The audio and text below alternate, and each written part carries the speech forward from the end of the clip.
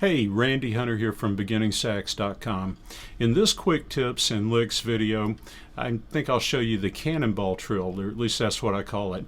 And I call it this because I get emails from time to time from folks wanting to know about that little trill thing that Cannonball does, and I know they're always referring to the lick that goes sort of like this. Now, of course, I can't do it exactly like Cannonball. I don't know if anybody can, but what I think I'll show you is the Randy trill, which is a variation of the Cannonball trill. Now, I'm going to adjust the stand and the camera so that you can see what I'm doing with my hands, and we'll get ahead. Now, there are basically three components, or maybe I should say at least three components to this movement that creates this sound of this Cannonball trill. One of them is the actual notes that you're playing, which in the tenor sax or alto sax, either one, I'm playing G, B flat, B, C, C sharp, D. The other is the trill that's going on, which occurs on your top right-hand side key. And there's also the motion in the throat. There's a deep bend associated with each of the chromatic tones. So, and the trill can actually start on the B flat or it can start on the B. It just depends on how this works for you and where you're using it. And this, I should say, works over a G chord, like in a G blues. It can also work in a G tonality.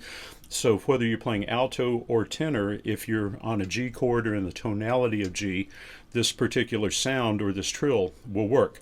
So let's assemble these components one by one. I'm going to start with a G, and then I'm going to do the chromatic movement from the B flat to the B to the C to the C sharp to the D. Now, I'm going to go back and I'm going to use a deep throat bend on each of these tones except for the G. The G I'll hit straight, and then the B flat, the B, the C sharp, and the D I'll use the throat bend. One more time. Now, as I'm doing that motion, I'm going to do a trill in the right hand. Now, you might choose to do a fast trill multiple times on each tone. You might do a slow trill one or two times on each tone. At first, I'm going to do the fast trill.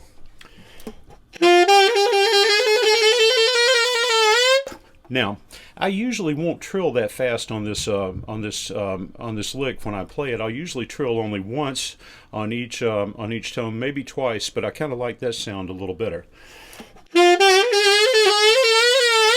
One more time.